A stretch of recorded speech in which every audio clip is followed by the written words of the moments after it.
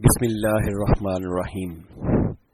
پیارے سننے والوں، آج ہم ارطغرل غازی کی داستان کا 20واں حصہ آپ کی خدمت میں پیش کریں گے۔ سلطنت اسلامیہ کی بنیاد رکھنے والے کائی قبیلے کی عظیم جدوجہد کی داستان۔ ترک کائی قبیلے سے تعلق رکھنے والے اس عظیم جنگجو نے اپنے مٹھی بھر جاں بازوں سے مل کر ایک ایسی سلطنت کی راہ ہموار کی جو 600 سال تک مسلمانوں کے اتحاد اور شان و شوکت کی ضامن رہی، جسے دنیا سلطنت عثمانیہ کے نام سے جانتی ہے۔ آئیے ہم آگے بڑھتے ہیں۔ اوتاک میں حائمہ خاتون پریشانی کے عالم میں ٹہل رہی تھی، جبکہ گلدارو بضد تھا کہ حلیمہ سلطان ارطغرل کے بارے میں جانتی ہے، اگر وہ بتا دے تو ہم اس کی مدد کر سکتے ہیں۔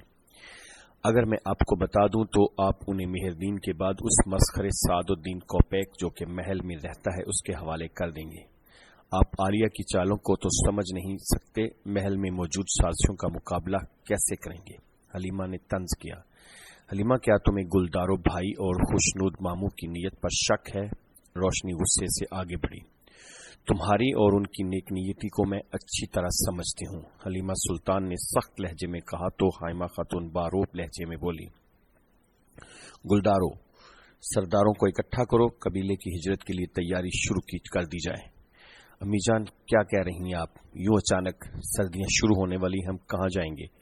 وہ میرے بیٹے پر بہتان لگا کر اس کو قربان کرنا چاہتے ہیں اور چاہتے ہیں کہ وہ اسے اللہ الدین سے دور کر دیں۔ ارطغرل پر ایسا الزام نویان یا کوئی اور لگاتا تو دکھ نہ ہوتا، لیکن اپنوں کا لگایا یہ الزام مجھ سے سہا نہیں جا رہا۔ ان لوگوں کی باتوں میں آ کر میں نے اپنے بیٹے کو قبیلہ بدر تو کر دیا ہے، اب یہ کیا چاہتے ہیں کہ میں اس کا سر قلم کر دوں؟ نہیں، ہرگز نہیں۔ امی جان، گلدارو جو میں کہتی ہوں وہ کرو، حائمہ خاتون نے کہا تو گلدارو اٹھ کر باہر چلا گیا۔ حلیمہ اور شہناز بھی اپنے اپنے خیمے میں چلی گئیں۔ حلیمہ بہت پریشان دکھائی دے رہی تھی، اسے ارطغرل کی زندگی کی ہر چیز سے مقدم تھی۔ کچھ دیر بے چینی سے ٹہلنے کے بعد اس کے ذہن میں خیال آیا۔ اس نے سلطان علاء الدین کو اس مسئلے سے آگاہ کرنے کے لیے مکتوب لکھنے کا ارادہ کیا اور قلم سنبھال کر بیٹھ گئی۔ محترم سلطان، میں حلیمہ سلطان آپ کی بھتیجی زندگی میں پہلی بار خط لکھ رہی ہوں۔ یہ خط میں اس لیے لکھ رہی ہوں کہ میرے شوہر پر بہتان لگایا گیا ہے، ایک گھنونا بہتان۔ جیسے ہی اس نے تفصیل مکمل کی، حائمہ خاتون خیمے میں آ گئیں۔ انہیں اچانک سامنے دیکھ کر حلیمہ نے وہ مکتوب چھپانا چاہا، لیکن انہوں نے بھی وہ مکتوب دیکھ لیا تھا۔ کیا چھپا رہی ہو تم؟ کچھ نہیں امی جان، وہ اٹھ کر کھڑی ہو گئی۔ تم سمجھتی ہو میں اندھی ہوں؟ بتاؤ کیا چھپایا ہے تم نے؟ حائمہ خاتون قریب آ گئی تو حلیمہ نے مٹھی میں بند مکتوب نکال کر اس کی طرف بڑھا دیا۔ میں سلطان علاء الدین کو اس صورتحال سے آگاہ کرنا چاہتی ہوں۔ میری اجازت کے بغیر؟ انہوں نے حیرت سے کہا۔ امی جان، ارطغرل کو صرف سلطان ہی بچا سکتے ہیں، لیکن ارطغرل ہی نہیں، ہمارے قبیلے کو بھی عالیہ اور مہردین کی سازشوں سے سلطان بچا لیں گے۔ اگر کسی نے یہ سن لیا تو حالات اور بھی خراب ہو جائیں گے، حائمہ خاتون نے کہا۔ امی جان، اگر یہ مکتوب سلطان تک نہ پہنچا تو یہ لوگ میرے ارطغرل کو مار دیں گے۔ حلیمہ کے لہجے میں کرب تھا۔ حائمہ خاتون سوچ میں پڑ گئی، پھر ایک قابل اعتماد پیغام رساں کو بلا کر وہ مکتوب اس کے حوالے کر دیا۔ یہ مکتوب تمہاری جان سے بھی زیادہ اہم ہے، محتاط ہو کر جانا۔ باہر پردے کے ساتھ لگی روشنی بھی یہ ساری گفتگو سن چکی تھی۔ حلیمہ سے بدلہ لینے کا اس سے بہتر کوئی موقع نہیں تھا۔ اچھا، حلیمہ سلطان کو تو دیکھو، تیمور کو ہرانے کی کوشش کر رہی ہے۔ وہ زیر لب بڑبڑائی اور باہر نکل گئی تاکہ تیمور کو اس کارروائی سے آگاہ کر سکے۔ اس نے تیمور سے ملاقات کر کے اسے ساری صورتحال سے آگاہ کر دیا۔ روشنی سے تازہ صورتحال معلوم کر کے تیمور مہردین اور عالیہ خاتون کے پاس پہنچ گیا تاکہ انہیں بھی اس صورتحال سے آگاہ کر سکے۔ وہ بہت غصے میں تھا۔ عالیہ خاتون نے اسے دیکھتے ہی سمجھ گئی تھی کہ ضرور کوئی خاص بات ہے، چنانچہ وہ پرسکون لہجے میں بولی، تیمور، کیا تم ٹھیک ہو؟ حلیمہ سلطان نے سلطان علاء الدین کی طرف ہماری شکایت کرنے کے لیے پیغام رساں کو بھیج دیا ہے۔ یہ سن کر وہ دونوں بھی حیرت سے ایک دوسرے کا منہ دیکھنے لگے۔ تو وہ سمجھتے ہیں سلطان علاء الدین کی مدد سے یہ مسئلہ حل کر لیں گے، مہردین نے کہا۔ وہ پیغام سلطان تک نہیں پہنچنا چاہیے، آپ کو اسے روکنا ہوگا، عالیہ نے کہا۔ فرض کریں اگر ہم نے اسے روک بھی لیا تو پھر کیا ہوگا؟ اس کا مطلب ہے حلیمہ ارطغرل سے خفیہ طور پر ملتی ہے، تیمور نے شک ظاہر کیا۔ ہمیں ارطغرل کے قریبی ساتھیوں کو یہاں بلانا ہوگا، عالیہ نے کہا۔ یہاں کون ہے اب؟ مہردین نے پوچھا۔ دہلی ضمیر عالیہ خاتون نے بتایا۔ لیکن مہردین اگر صورتحال اور خراب ہو گئی تو تیمور نے خدشہ ظاہر کیا۔ ہم مزید خراب ہونے سے پہلے اس کو قابو کر لیں گے، اصل مسئلہ تو ارطغرل کا ہے، تو پھر ہم دہلی ضمیر اور حلیمہ کو جیل میں ڈالیں گے، مہردین نے کہا۔ بھائی قبیلے میں وقت سے پہلے قیامت آ جائے گی، عالیہ نے خدشہ ظاہر کیا۔ بابا اس چیز کے خلاف ہوں گے، تیمور نے بھی اختلاف کیا۔ بابا مویشیوں کو دیکھنے قبیلے سے باہر گئے ہیں، بات انہیں جیل میں بند کرنے کی نہیں، اگر ارطغرل نے ہتھیار نہ ڈالے تو وہ جانتا ہے کہ اس کے پیاروں کے ساتھ کیا ہوگا، وہ قاتل ہے، مہردین نے جواب دیا۔ جھگڑے سے بچنے کے لیے ان کو پکڑتے وقت ہمیں حائمہ اور گلداروں کو کہیں اور مشغول رکھنا ہوگا، عالیہ بولی۔ جیسا کہ میں نے کہا ان کو جیل میں ڈالنے کا مسئلہ نہیں، بلکہ بات یہ ہے کہ ان کو دکھایا جائے کہ وہ قاتل کے ساتھ مل کر کام کر رہے ہیں۔ کچھ ہی دیر بعد دہلی ضمیر کو گرفتار کر کے مہردین کے سامنے پیش کر دیا گیا۔ حائمہ خاتون اس وقت قالین گاہ میں مصروف تھی، جبکہ گلدارو لوگوں کو ہجرت سے متعلق حائمہ خاتون کے فیصلے سے آگاہ کر رہا تھا۔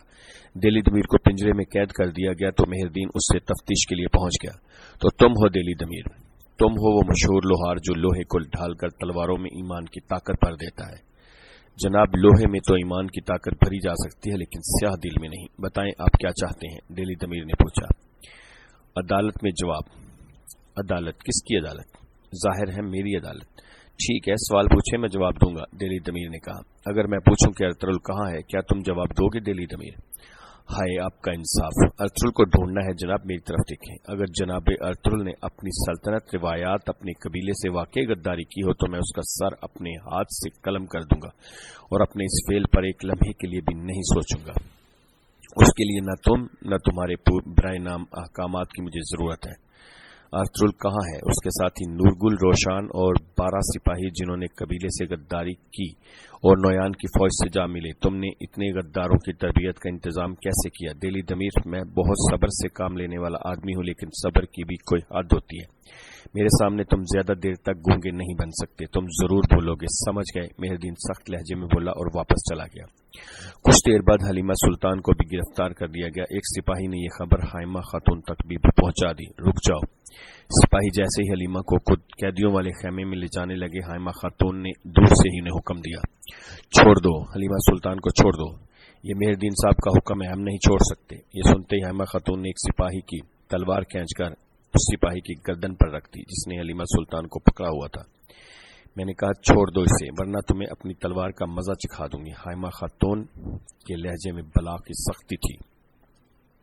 اسی وقت مہردین بھی خیمے سے باہر آ گیا۔ حائمہ خاتون کیا بات ہے؟ کیا اپنے بیٹے کی طرح اب بھی حکومت کے خلاف ہو رہی ہیں؟ مہردین ظلم کے خلاف لڑنا ہمارے خون میں شامل ہے اور حائمہ خاتون غداروں سے حساب لینا ہمارا فرض ہے۔ یہ سنتے ہی حائمہ خاتون نے اس پر تلوار نکال لی۔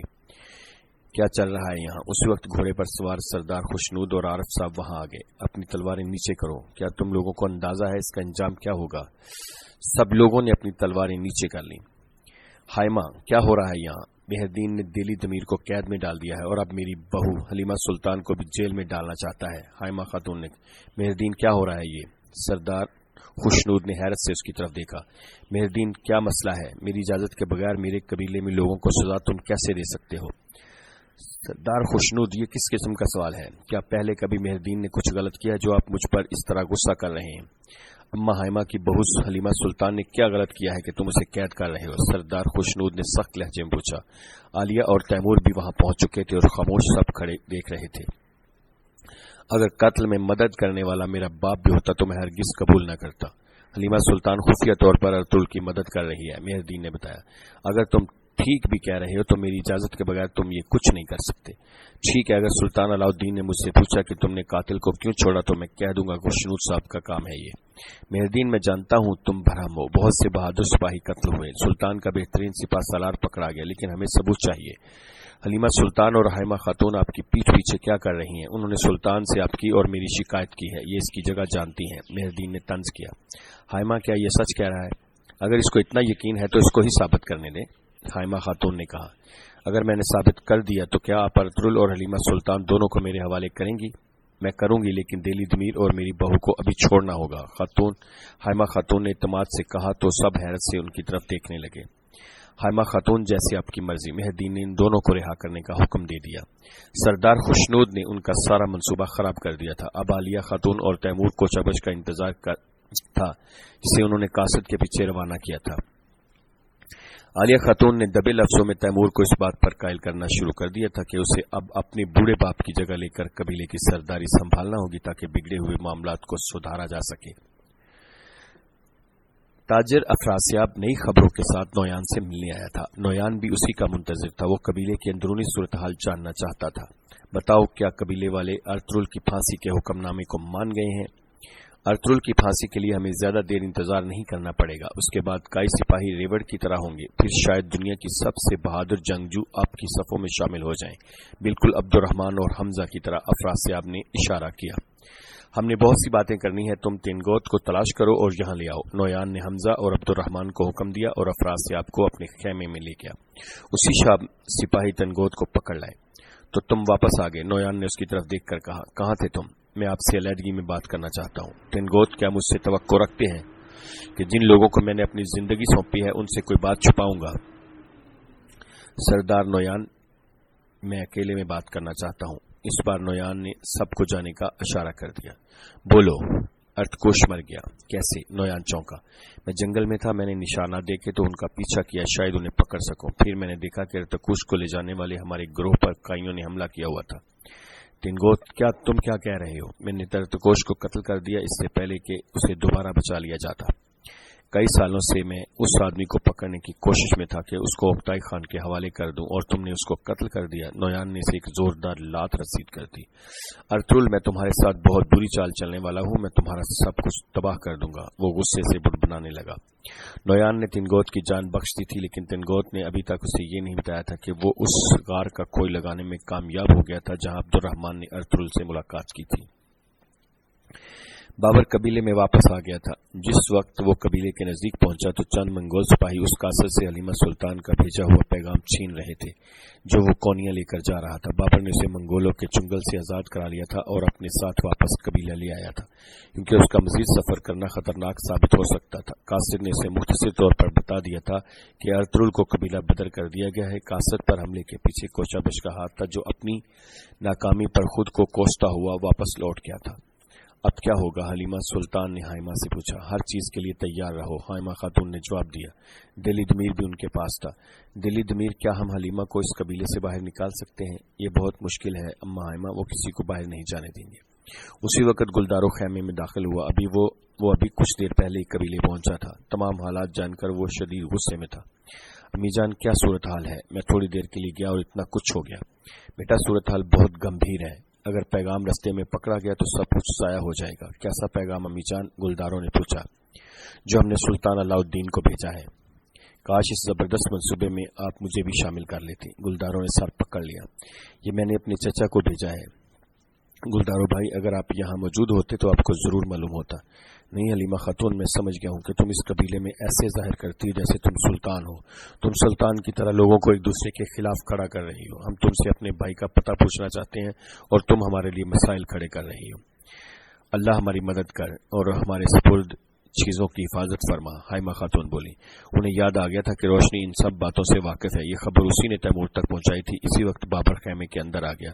सब उसे देखकर खुश हो गए। बाबर ने आगे बढ़कर हाइमा खातून की दस्तबोसी की और फिर गुलदारों और दिली दमीर से गले मिला। हलीमा ने भी उसे खुश आमदीद कहा।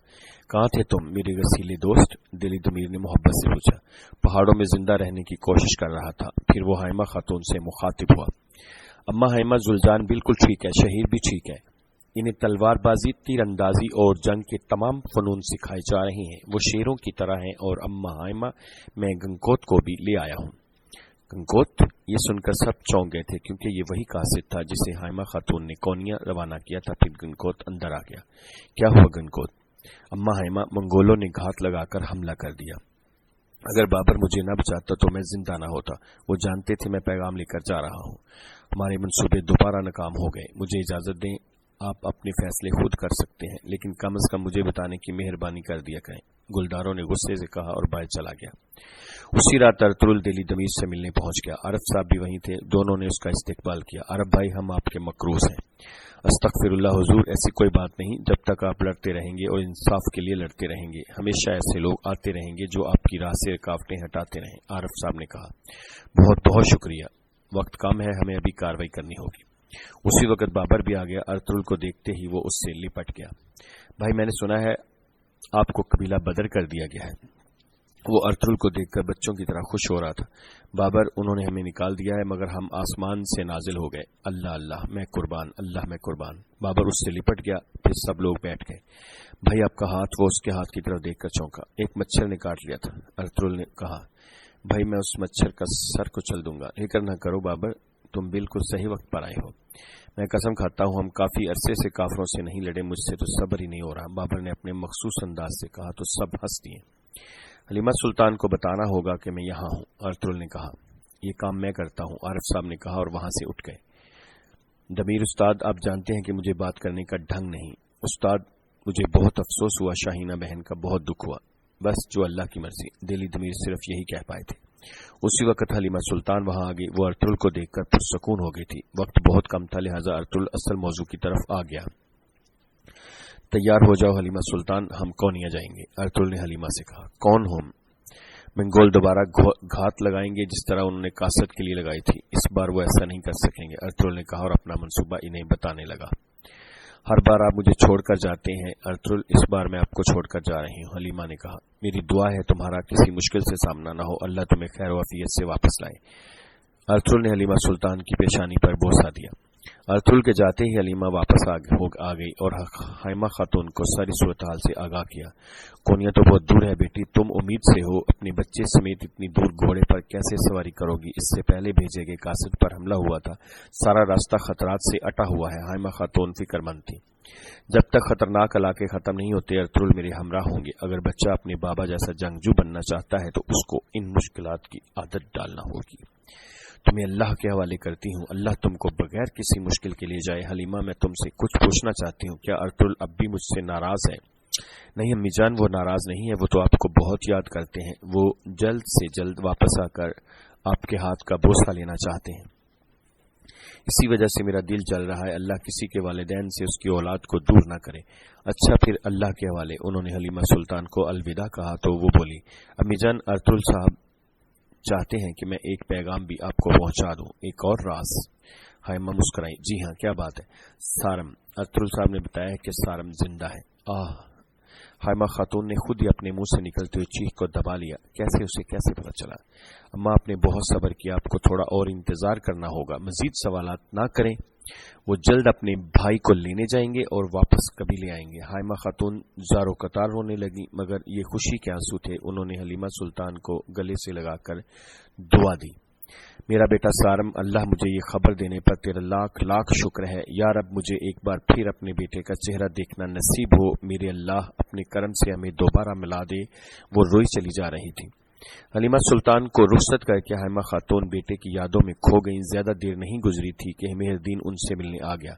इजाजत मिलने पर मेहरदीन अंदर आया और सीने पर हाथ रखकर ताजीम पेश की।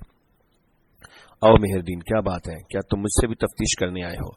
हाइमा खातून, मैं आपसे बुरी तरह पेश आया जब सादुद्दीन कोपैक ने मुझे हुक्म दिया और मैंने सुना कि उस जख्मी सिपाही ने क्या कहा। काफी वक्त से चंगेज खान, उसके मरने के बाद उसका बेटा उक्ताई खान और उसके बेटों से मैंने जंग की।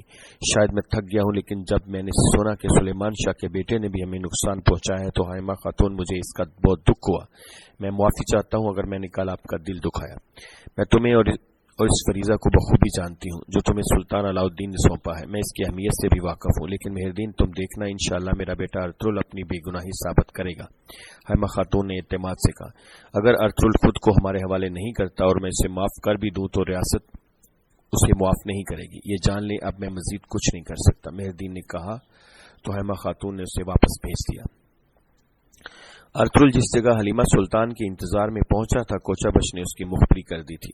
वहां पहले से ही नौयान, तिनगोत और मंगोल सिपाही घात लगा चुके थे। मुकर्ररा वक्त पर बाबर और नूरगुल हलीमा सुल्तान को लेकर वहां पहुंच गए, जो कि चादर में लिपटी हुई थी। उसी वक्त तैमूर भी वहां आ गया। रोशनी ने एक बार फिर उसे इतला दे दी थी कि अर्तुल और हलीमा सुल्तान कहां मिलने वाले हैं। कहीं तुम मेरा इंतजार तो नहीं कर रहे? तैमूर घोड़े से उतरकर करीब आ गया। खुश आमदीद तैमूर, तो तुम जश्न मनाने आए हो यहाँ? अर्तुल मुस्कुराया। तुम यहाँ क्या कर रहे हो? अर्तुल ने कहा, इर्तकोश का कत्ल हो गया और मैं इस आदमी से पूछने आया हूं जिसने सल्तनत के साथ धोखा किया। तैमूर बोला, तुम ठीक कह रहे हो, हमारे दरमियान एक गद्दार है, लेकिन वो मैं नहीं, शुरू से ही ये तुम्हारा सिपाही कोचाबश था। अर्तुल ने कहा तो तैमूर और दूसरे सिपाही चौंक कर कोचाबश की तरफ देखने लगे। फिर तैमूर कोचाबश की तरफ देखकर मुस्कुरा दिया। बिल्कुल शुरू से ही ये नौयान का वफादार है। अर्तुल ने कहा, बंद करो ये झूठ, तुम और तुम्हारे आदमी गद्दार हैं। तुम्हें शर्म आनी चाहिए कि मेरे जांबाज सिपाही कोचाबश पर इल्जाम लगा रहे हो, जिसने तुम्हारे भाई की जान बचाई। तैमूर ने कोचाबश की हमायत की। मुझे कबीले के सरदारान पर हैरत है जिन्होंने तुम जैसे नासमझ को सिपाहियों का सलार बना दिया। अर्तुल ने जवाब दिया। बस, तैमूर ने तलवार खींच ली। तो तुम यहाँ दावत खाने आए हो? तो ठीक है, चलो फिर दावत हो जाए। इंशाल्लाह तुम अच्छी तरह लड़ना सीख गए होगे। अर्तुल ने भी तलवार निकाल ली। तुम गद्दारों का शुक्रिया जिनकी वजह से मैंने सीखा। कितने भोले हो तुम। काश तुम्हें वो गद्दार भी नजर आ जाता जो तुम्हारे बिल्कुल करीब है, वही तुम्हें यहाँ लेकर आया।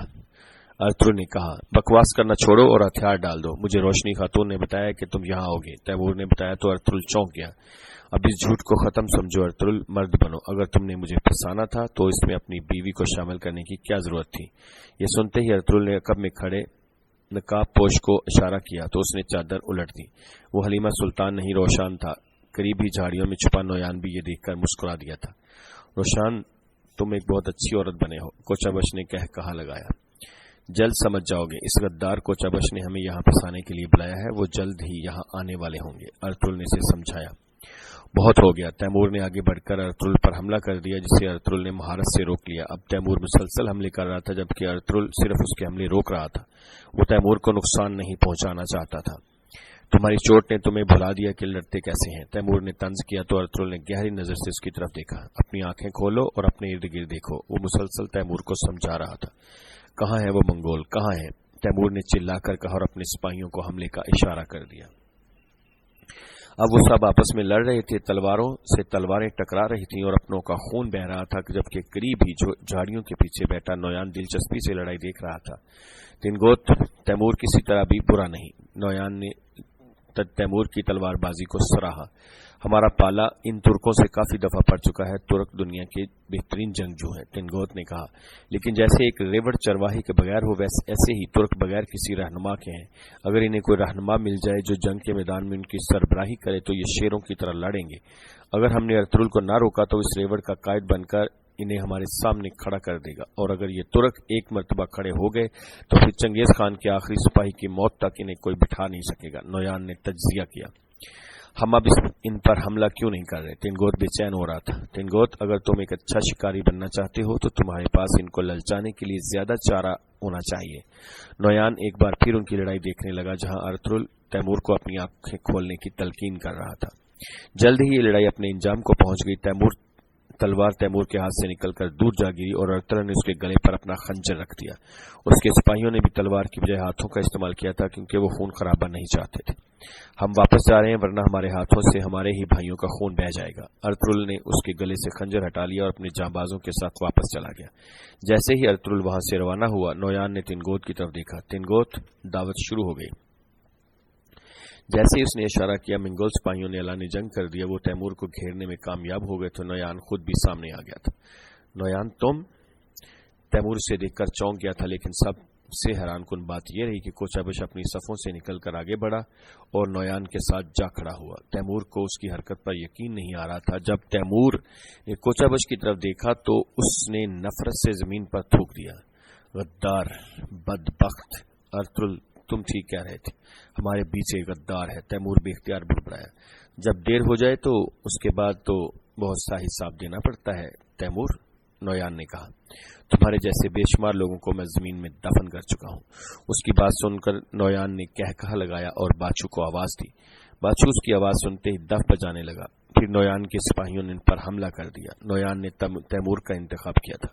तैमूर नौयान का हर बार रोक रहा था। तिनगोत भी मैदान में उतर आया था। नौयान और तैमूर एक दूसरे पर हमला कर रहे थे। फिर नौयान ने एक कारी वार करके तैमूर को जख्मी कर दिया।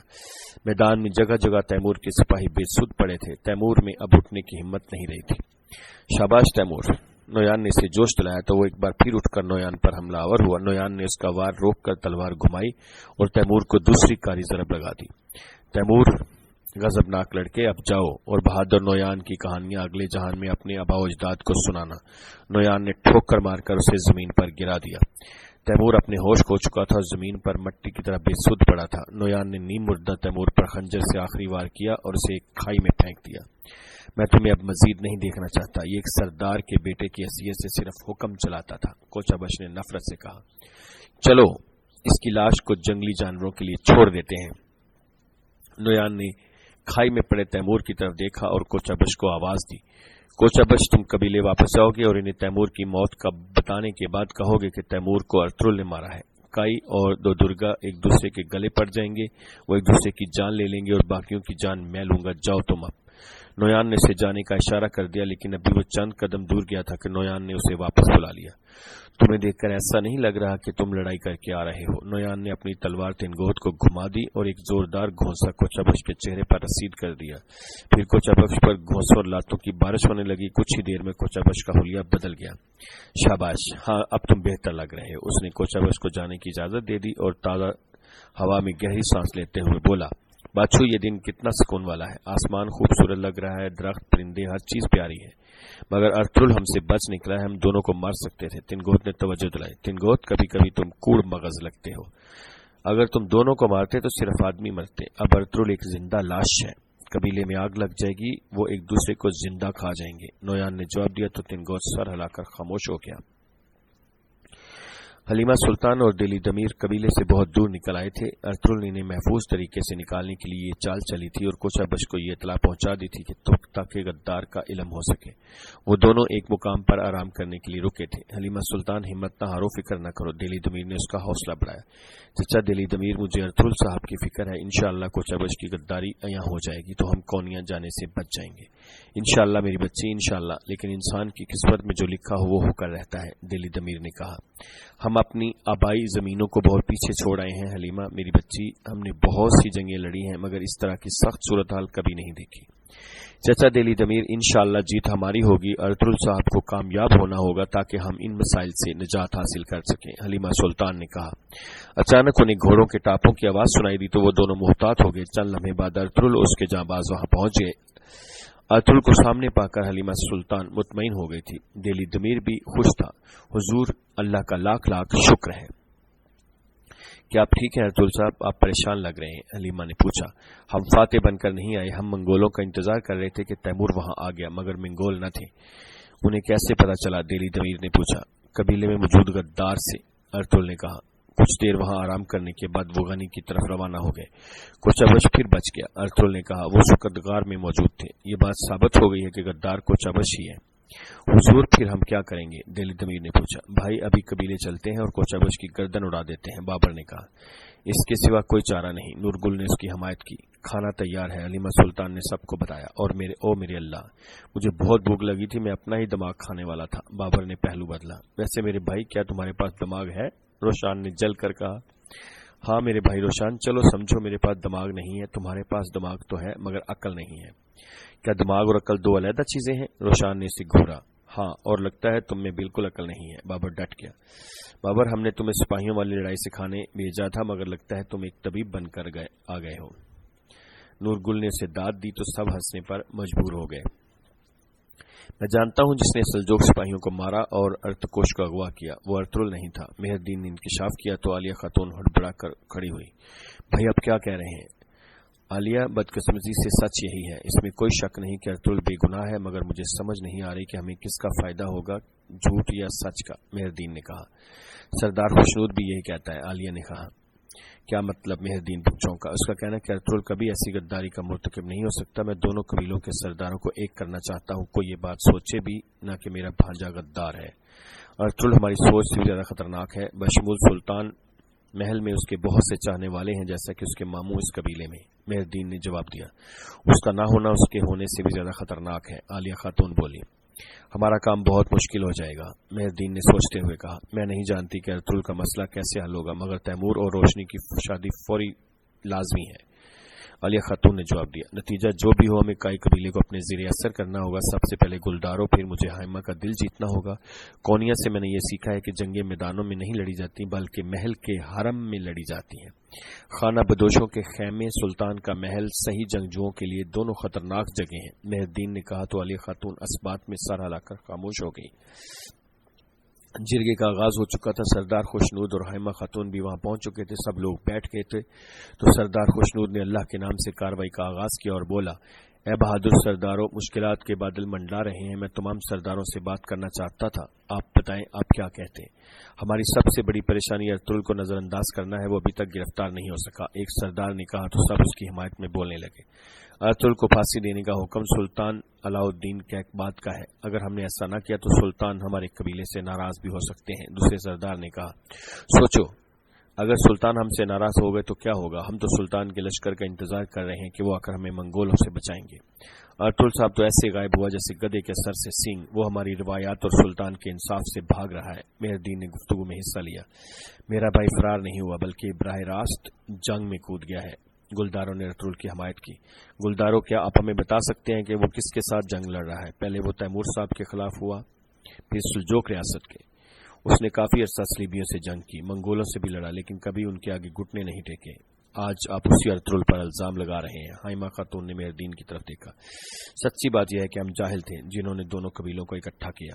ہم نے اپنی روٹی میں ان کو شریک کیا، ہم نے انہیں سونے کے لیے جگہ دی، خود ہم ٹھنڈ میں اور گندی جگہ پر سوئے تاکہ ہمارے کئی قبیلے بھائیوں کو مسئلہ نہ ہو۔ ہم نے سب کچھ کیا تاکہ ان کے زخم بھر سکیں اور جلد سے جلد شفا یاب ہو سکیں۔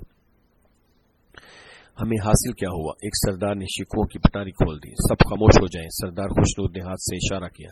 جب ارطغرل پیدا ہوا تھا ہم منگولوں سے جنگ کر کے واپس آئے تھے۔ سلیمان شاہ بری طرح زخمی تھے، میں نے ان کو عارف صاحب کے حوالے کیا، وہ بے ہوش تھے۔ میں نے حائمہ کو نہیں بتایا ورنہ وہ اپنے حواس کھو بیٹھتی۔ میں نے کہا وہ راستے میں ہیں، وہ آ جائیں گے، ان کی صحت بالکل ٹھیک ہے۔ جب ارطغرل پیدا ہوا سلیمان شاہ اپنی زندگی کی جنگ لڑ رہے تھے۔ اس کی ماں کے بعد ارطغرل کو میں نے اپنی باہوں میں لیا، میں اس کو عارف صاحب کے مطب میں لے گیا، میں نے اسے جراحی کے بستر پر اس کے بابا کے آگے لٹا دیا۔ میں نے یہ اس لیے کیا کہ اگر سلیمان شاہ شہید ہو جاتے ہیں تو وہ ایک بار اپنے بابا کی خوشبو کو پالے۔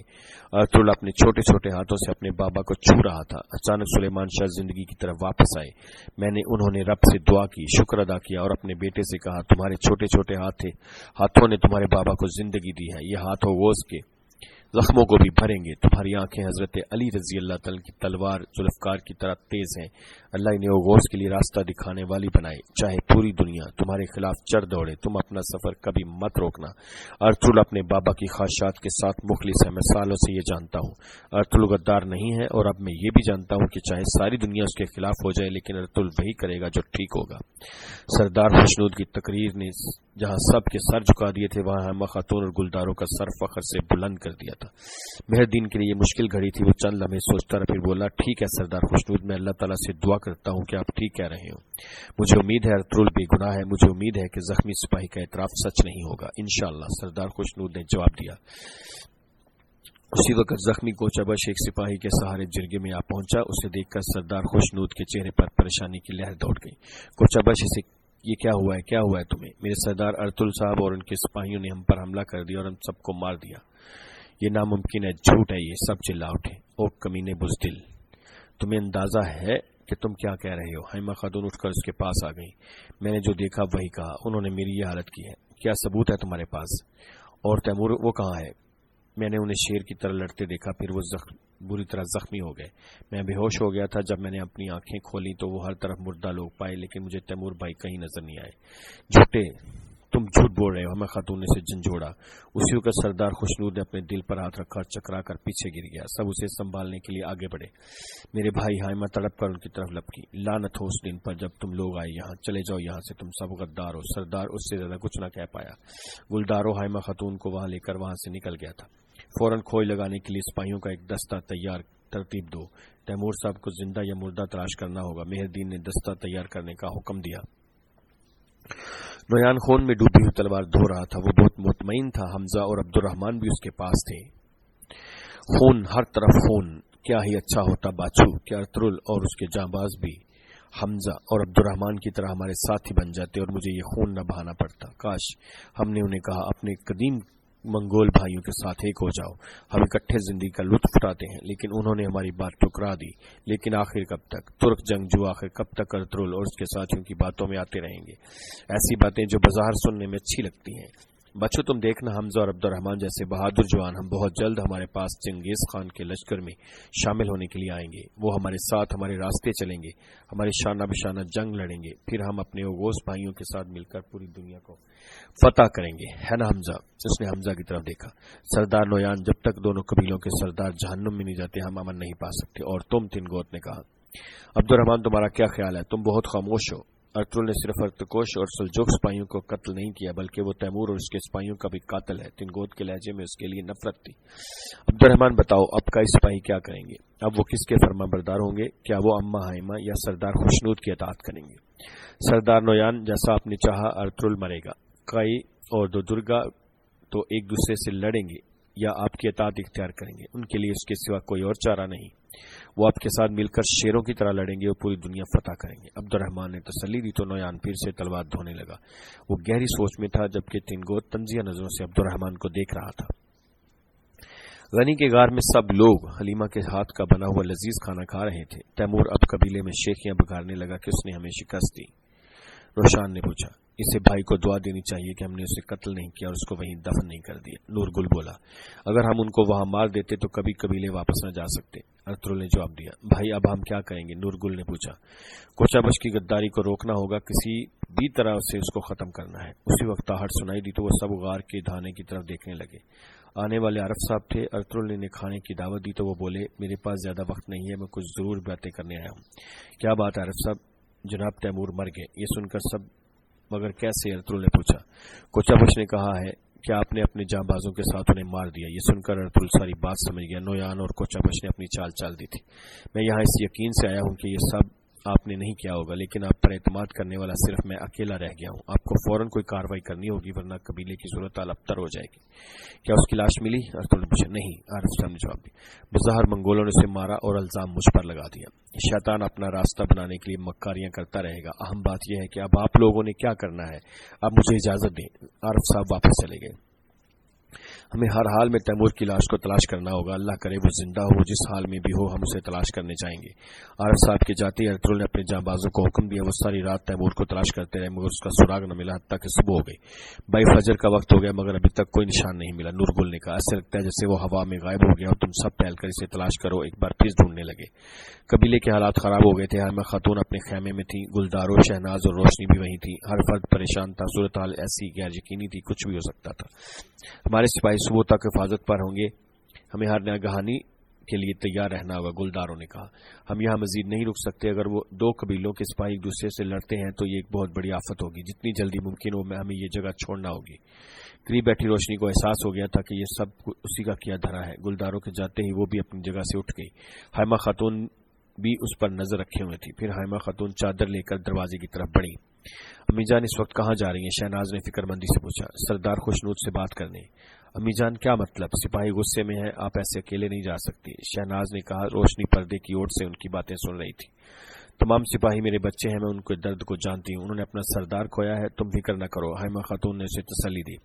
हाइमा खातून और ताक में पहुंची तो आलिया और मेहरदीन पहले से मौजूद थे। मैं अपने भाई से मिलना चाहती हूँ।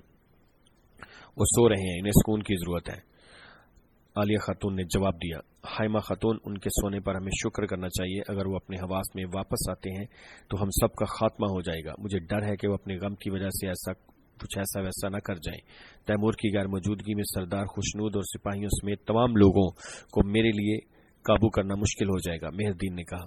शुक्रिया मेहरदीन, तुम ठीक काम कर रहे हो। एक न एक दिन हकीकत से पर्दा उठ जाएगा, लेकिन जब ये होगा तो उस वक्त हम एक दूसरे का सामना करने के काबिल होंगे। भाई की हालत के बारे में आरिफ साहब क्या कहते हैं? इनको सुबह तक नहीं जगाना, वरना उनके बेटे की मौत के साथ साथ सरदार खुशनूद की मौत का सबब भी अर्तुगरुल होगा। अगर ऐसा हुआ तो हाइमा खातून हम खून में डूब जाएंगे। आलिया खातून ने नफरत से कहा। तो हाइमा खातून वापस चलेंगी। उसी रात गुलदारों और मेहरदीन सिपाहियों को लेकर तैमूर की लाश को ढूंढने निकल पड़े। गुलदारों ने कोचाबश से वो जगह मालूम कर ली थी जहां ये लड़ाई हुई थी। इलाके में पहुंचकर सब लोग इन्हें तलाश करने लगे, जबकि गुलदारों भी अपने सिपाहियों साथियों से कटकर एक तरफ निकल गया। तलाश के दौरान घने दरख्तों के झुंड में खटका पाकर जैसे ही गुलदारों ने दूसरी तरफ देखा, सामने खड़े अर्तुगरुल को देखकर चौंक गया था। भाई! अर्तुगरुल उसकी तरफ बढ़ा अर्थुल, तुम तैमूर की जान कैसे ले सकते हो? भाई मैंने इन्हें नहीं मारा। ऊंचा मत बोलो, उसको हर जगह तलाश कर रहे हैं। कोचाबश की वजह से मैं मंगोलों के जाल में फंस गया था, मगर तैमूर को ये बात रोशनी ने बताई। वो लड़ना चाहता था जबकि मैं नहीं लड़ना चाहता था। फिर मैं उसे वहीं छोड़कर आगे बढ़ गया। मुझे यकीन है उसे मंगोल सिपाहियों ने मारा है। अर्थुल, तुमने बहुत मसले बनाए हैं, मैं तुम पर यकीन कर लेता हूं, मगर बाकी लोगों को कैसे यकीन दिलाओगे? अगर तुम ऐसे ही करते रहे तो हम मसाइल की दलदल में धंसते चले जाएंगे। वापस कबीले चलो ताकि हम तुम्हारा इंसाफ से फैसला कर सकें। अभी नहीं, अर्थुल ने कहा। अगर हालात मेरे काबू से बाहर हो गए तो मैं तुम्हें खबर करूंगा। तुम कबीले के करीब इंतजार करना। क्या तुम अपने कबीले के लिए अपनी जान फिदा करने के लिए तैयार हो? गुलदारों ने पूछा। मैं अपने लोगों और कबीले के लिए जान देने से कभी दुरेग नहीं करूंगा। आज भी और कल भी मैं इंतजार करूंगा, लेकिन मैं कोचाबश को उसकी सजा देना चाहता हूं।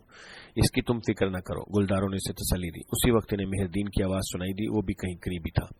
गुलदारों साहब, मेहरदीन की आवाज दोबारा सुनाई दी तो अर्थुल फौरन वहां से निकलकर करीबी झाड़ियों में चला गया। उसी वक्त मेहरदीन भी वहां पहुंच गया। यहां भी कोई सुराग नहीं मिला। चले वापस चलते हैं, गुलदारों ने कहा तो मेहरदीन बगौर उसके चेहरे की तरफ देखने लगा।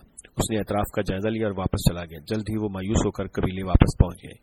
जब मेहरदीन औताक में आया तो सामने पड़ी सरदारी की खाली नशिस्त के सामने जा खड़ा हुआ। भाई, आप बहुत जल्द यहां बैठेंगे? उसे आलिया खातून की आवाज सुनाई थी।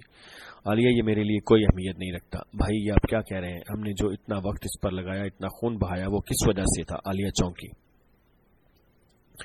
वो कोनिया में एक नई दुनिया तैयब बना रहे हैं जिसमें खाना बदोश कबीलों के लिए कोई जगह नहीं रहेगी। हमें सल्जोकों से तहफ़्फ़ुज़ की तलब नहीं करनी चाहिए, लेकिन बल्कि दूसरे रास्ते तलाश करने चाहिए। हमें रहने के लिए एक अच्छी जगह तलाश करनी होगी और वहां अपनी जिंदगी गुजारनी होगी। अगर हम इसको किसी तरीके से मुनज़्ज़म नहीं करते तो हमारा खात्मा हो जाएगा। ये खेत हमारा कब्रिस्तान होगा। कबीलों में सरदार बनना कोई बड़ी बात नहीं, बात काफरों के शहरों की है। या तो हमें इस दुनिया के साथ चलना होगा या फिर हम मंगोलों के हाथों खिलौना बने रहेंगे। बस ये मसला है। मेहरदीन ने अपनी बहन को समझाया और आराम करने चला गया। अर्थुल ने कहा, उसने ये सब नहीं किया। गुलदारों ने वापस आते हम्मा खातून को अर्थुल से मुलाकात की रोदात सुना दी। मतलब कोचाबश गद्दार है, उसने तुम्हारी नजरों में अच्छा बनने के लिए तुम्हारी जान बचाई थी। हम्मा खातून ने कहा, जब हम जंग का इंतजार कर रहे थे तो हमें पता ही नहीं चला कि नोयान तो पहले ही जंग जीत चुका है। तो आखिरकार आप लोग उस नुक्ते पर आ ही गए जो अर्थुल ने कहा था। बहुत शुरू में आपने उनके हाथ की चोट को बहाना बनाकर उन्हें एक बुरी औरत की तरह खेमे में महसूर कर दिया था। जब भी उन्होंने सच बताया आपने उनकी बात को अहमियत न दी। उससे भी काम न बना तो उन्हें कबीला बदर कर दिया। लेकिन तूफान कबीले के अंदर है। बताइए आप इस मसले को कैसे हल करेंगे? शहनाज खातून भी बोल पड़ी। शहनाज, गुलदारों से झिड़का। शहनाज सच कह रही है, एक बार फिर अर्थुल हक पर है। हम्मा खातून ने से टोका। अम्मी जान, मुझे बताएं कि आप इस मसले को कैसे हल करें? गुलदारों ने बेबसी का इजहार किया। कोचाबश गद्दार है, मगर हम ये कैसे साबित करें? हम्मा खातून ने सर पकड़ लिया। अम्मी जान, मैंने खैमे के गिर्द सिपाही तैनात कर दिए हैं। क्या कह रहे हो तुम? दो दुर्गा सिपाही गुस्से में है, ये आग दोनों कबीलों को जलाकर राख कर देगी। मैं और क्या करता? उसी वक्त रोशनी हाँपती हुई अंदर आई। वो बहुत घबराई हुई थी। अम्मा हेमा, दो दुर्गा सिपाही आ गए हैं। वो सब गुस्से में हैं और सबने तलवारें उठाई हुई हैं। अम्मी जान, खुशनूद मामू मर रहे हैं, वो मजीद दर्द बर्दाश्त नहीं कर सकते। उसी वक्त खैमे के बाहर सिपाहियों का शोर सुनाई देने लगा। हमें इंसाफ चाहिए, हमें अपने सरदार का कातिल चाहिए। अपनी तलवारें उठाओ, अगर जरूरत पड़े तो अपनी हिफाजत खुद करो। हम्मा खातून ने इत्मीनान से कहा तो गुलदारों ने अपनी तलवार निकाल ली। शहनाज और रोशनी ने भी तलवारें उठा ली। बाहर आओ अम्मा हेमा, तुमको इसका हिसाब देना होगा। और जुम अब खैमे के सामने पहुंच चुका था और सबके असाब तने हुए थे। उन लोगों को कोचाबश बहका कर लाया था। शोर सुनकर हम्मा खातून और गुलदारों खैमे से बाहर निकल गए। जबकि पीछे रह जाने वाली रोशनी के चेहरे पर पशेमानी थी। वो मुसलसल जेरे लब यही बुड़बड़ा रही थी, मेरे अल्लाह, ये मैंने क्या कर दिया? मगर अब वक्त हाथ से निकल चुका था। क्या तुम यहाँ गद्दारों को सजा देने आए हो या गद्दार बनने आए हो? क्या तुम्हें इंसाफ चाहिए या अपने दर्द को कम करने के लिए खून बहाना चाहते हो? आखिर कितना खून बहाकर तुम्हारी प्यास बुझेगी? तुम लोगों ने अर्थुल को गद्दार करार दे दिया है और अब उसकी तलाश में हो। अगर उसकी माँ का खून तुम्हारे दर्द को आराम दे सकता है और उससे सिपाहियों का खून बहने से रुक सकता है तो मैं तुम पर अपना खून हलाल करती हूँ। हम्मा खातून की बारोब आवाज खैमे के अंदर बाहर गूंजी तो रोशनी भागकर उनके पीछे जा खड़ी हुई। हम्मा खातून आगे बढ़ी और सीढ़ियां उतरकर सिपाहियों के दरमियान पहुंच गई। अब वो कोचाबश के मुकाबले खड़ी थी। हम यहाँ इंसाफ के लिए आए हैं, हम अपने जायज मुतालबात के लिए आए हैं जो हमारी रवायात के मुताबिक है। अम्मा हेमा, बिल्कुल बिल्कुल, हमें अपने सरदार का कातिल चाहिए, हमें इंसाफ चाहिए। हर तरफ से आवाजें उभरी। बस रुक जाओ, रुक जाओ। क्या तुम अपना दर्द मजीद दर्द देखकर कम करना चाहते हो? کیا تم ہم سے کچھ کو اور اپنے سردار کے پاس پہنچانا چاہتے ہو صرف اس لیے کہ اس کو کسی نے مار دیا ہے؟ تمہارے درد کے آرام کے لیے تمہیں کتنے بھائیوں کو قتل کرنا ہے؟ 1، 10 یا 100؟ کتنے افسوس کی بات ہے کہ تم نے اتنی آسانی سے اپنی روایات کو جھٹلا دیا۔ مہردین بھی وہاں واپس آ گیا تھا۔ اس نے سخت لہجے میں کہا تو سپاہی خاموش ہو گئے۔ عالیہ خاتون بھی اپنے بھائی کے شانہ بشانہ کھڑی تھی۔ تیمور میرا بیٹا ہے اور جو اپنی زندگی کی جنگ لڑ رہا ہے، وہ میرا شوہر ہے۔ میں صرف ایک چیز جانتی ہوں کہ جب تک ہم انتقام نہیں لے لیتے، نہ ہی ہم اور نہ ہی ہمارے سپاہی آرام سے بیٹھیں گے۔ مگر یہ کہاں ہوتا ہے کہ لوگ بغیر کچھ سوچے سمجھے اپنے سردار کے خلاف بغاوت کر دیں۔ یا تو تم لوگ تمیز کرو اور اپنی حد میں رہو، یا میرے لیے تم، میں اور تیمور کے قاتلوں میں کوئی فرق نہیں۔ سب اپنے ہتھیار نیچے کرو اور اپنے اپنے خیموں میں جاؤ، ہم اس معاملے پر بڑوں سے بات چیت کریں گے۔ مہردین دوبارہ چلایا، ہم ایسی باتوں سے اکتا گئے ہیں، ہم خون دیکھنا چاہتے ہیں، ہم ان کی غداری سے تنگ آ گئے ہیں۔ کوچابش نے اس کے حکم کو رد کر دیا۔ اس سے قبل کہ وہ مزید کچھ کہتا، محافظوں نے طبل بجا دیا اور سب چونک کر قبیلے کے داخلی دروازے کی طرف دیکھنے لگے۔ ارطغرل اپنے سپاہیوں کے ساتھ قبیلے کے نزدیک ہی موجود تھا کہ اسے گلداروں کا پیغام مل گیا۔ اس نے فوراً ارطغرل قبیلے میں بلایا تھا، اسے تنہا جانا تھا، لہذا اس نے اپنے سپاہیوں کو وہیں رکنے کا کہا اور خود قبیلے روانہ ہو گیا۔ بھائی ہمیں بھی ساتھ آنے دے، نورگل نے درخواست کی۔ تم سب میرا انتظار کرنا۔ اس نے سب کو الوداع کہا اور قبیلے روانہ ہو گیا۔ بھائیو یہ مت بھولنا، اللہ تمام سازشوں کو ناکام بنانے والا ہے۔ اس نے گھوڑے کو ایڑ لگائی اور آگے بڑھ گیا۔ جیسے ہی ارطغرل قبیلے کے داخلی دروازے پر پہنچا، سپاہیوں نے اسے دیکھ کر طبل بجا دیا، مگر وہ رکا نہیں اور اسی رفتار سے گھوڑا دوڑاتا اندر داخل ہو گیا۔ وہ سیدھا اما ہائمہ کے خیمے کی طرف بڑھ رہا تھا جہاں سپاہیوں کا ہجوم تھا۔ سب لوگ چونک کر اسے دیکھنے لگے اور سپاہیوں نے تلواریں نکال لی۔ ہائمہ خاتون کا دل ارطغرل کو اس وقت یہاں آتے دیکھ کر دھک سے رہ گیا تھا۔ ہر طرف سے غدار غدار قاتل کی آوازیں آ رہی تھی۔ ارطغرل گھوڑا دوڑاتا ہوا آگے بڑھتا رہا۔ کوچابش بھی اسے دیکھ کر چونک گیا تھا۔ اس کے لیے ارطغرل کی آمد غیر متوقع تھی۔ اب اس کا راز کھلنے کا وقت آ گیا تھا، لہذا اس نے انتہائی قدم اٹھانے کا فیصلہ کیا۔ ہجوم کے عین وسط میں پہنچ کر ارطغرل گھوڑے سے نیچے اتر آیا۔ اس کے چہرے پر خوف نام کی کوئی چیز نہیں تھی۔ مہردین اور عالیہ خاتون بھی اسے دیکھ کر حیران تھے۔ قاتل! کوچابش زور سے چلایا اور تلوار نکال کر ارطغرل پر حملہ کر دیا۔ ارطغرل نے وار روک کر تلوار اس کے ہاتھ سے چھینی اور پھر وہی تلوار گھما کر کوچابش کا سر تن سے جدا کر دیا۔ کوچابش کا انجام دیکھ کر سب کے منہ حیرت سے کھلے رہ گئے تھے۔ غداروں کا ٹھکانہ ہمیشہ جہنم ہے، ارطغرل نے بلند آواز میں کہا تو سب پر رعب طاری ہو گیا۔ سردار خوشنود بھی شور سن کر وہاں آ گیا تھا۔ ارطغرل تم ظالم ہو، پہلے تم نے میرے بیٹے کو مارا اور اب میرے سپاہی کو، لعنت ہو تم پر۔ یہ کہتے ہی سردار خوشنود نے اس پر خنجر پھینک دیا جو ارطغرل کے آہنی دستے سے ٹکرا کر ہائمہ خاتون کے پیٹ میں پیوست ہو گیا۔ ماں کو خنجر لگتا دیکھ کر ارطغرل گلداروں تیزی سے ان کی طرف دوڑے۔ امی جان تیار ہو جا، گلداروں نے سپاہیوں کو خبردار کیا تو انہوں نے تلواریں نکال لی۔ عقل سے کام لے ہر کوئی، اپنے ہتھیار نیچے کرو۔ مہردین دونوں طرف کے سپاہیوں کو روک رہا تھا۔ ارطغرل ہائمہ خاتون کو بازوؤں میں اٹھا کر خیمے میں لے گیا تھا۔ سردار خوشنود اگر میری ماں کو کچھ ہوا تو یہ جان لو کہ میں تم سے اس کا حساب لوں گا، گلداروں نے سخت لہجے میں خبردار کیا اور آگے بڑھ گیا۔ ٹنگوت مسلسل غار کی نگرانی کر رہا تھا۔ اس وقت بھی وہ جھاڑیوں کے پیچھے چھپا بیٹھا تھا، جبکہ روشان، بابر اور نورگل غار سے باہر کھڑے تھے۔ وہ تینوں غار کے اندر پہنچے تو حلیمہ سلطان ان کی طرف دیکھتے ہوئے بولی، ارطغرل صاحب کہاں ہیں؟ یہ سن کر وہ تینوں ایک دوسرے کا منہ دیکھنے لگے۔ پھر بابر نے کہا، حلیمہ سلطان وہ قبیلے واپس چلے گئے، ہم ان کو نہیں روک سکے، تم ان کو ان حالات میں تنہا کیسے چھوڑ سکتے ہو؟ حلیمہ سلطان کا دل دھک سے رہ گیا۔ پھر وہ تیزی سے آگے بڑھی اور غار سے باہر آ گئی۔ وہ نہیں جانتی تھی کچھ فاصلے پر چھپا تنگوت اسے دیکھ چکا تھا۔ اسی وقت دہلی دمیر بھی واپس باہر آ گیا اور بولا، ارطغرل صاحب نے وہی کیا جو ٹھیک ہوگا۔ چچا دہلی دمیر، کیا آپ کو نہیں پتا کہ وہ ان کو قتل کر دیں گے؟ میری بچی، یہ بھی ایک جنگ ہے۔ کبھی کبھی لوگ اپنے گھوڑے ایک فوج کے خلاف دوڑاتے ہیں، کبھی وہ اکیلے یا زخمی ہوتے ہیں۔ ارطغرل صاحب اپنا کام کر رہے ہیں جیسا کہ ہم کریں گے، وہ قبیلے جائیں گے اور انصاف کو بچائیں گے، جبکہ ہم کونیا کی طرف نکلیں گے اور ہم ارتکوش کا کام تمام کریں گے۔ تم یہ جنگ چاہتی تھی، اب واپسی کا کوئی راستہ نہیں، باہم یا ہم فتح یاب ہوں گے یا انشاءاللہ شہید ہوں گے۔ شاباش، چلو، کونیا کا سفر طویل ہے۔ دہلی دمیر کے سمجھانے پر حلیمہ خاموش ہو گئی، اس کی آنکھیں پرنم تھی۔ وہ دونوں واپس غار میں آ گئے۔ ابن العربی بھی وہاں موجود تھے، انہوں نے بھی حلیمہ سلطان کو حوصلہ دیا اور بولے، سپاہیوں میرے ساتھ چلو، ارطغرل صاحب نے جو امانت چھوڑی ہے ہم وہ لینے جا رہے ہیں۔ کون سی امانت؟ روشان پھونکا۔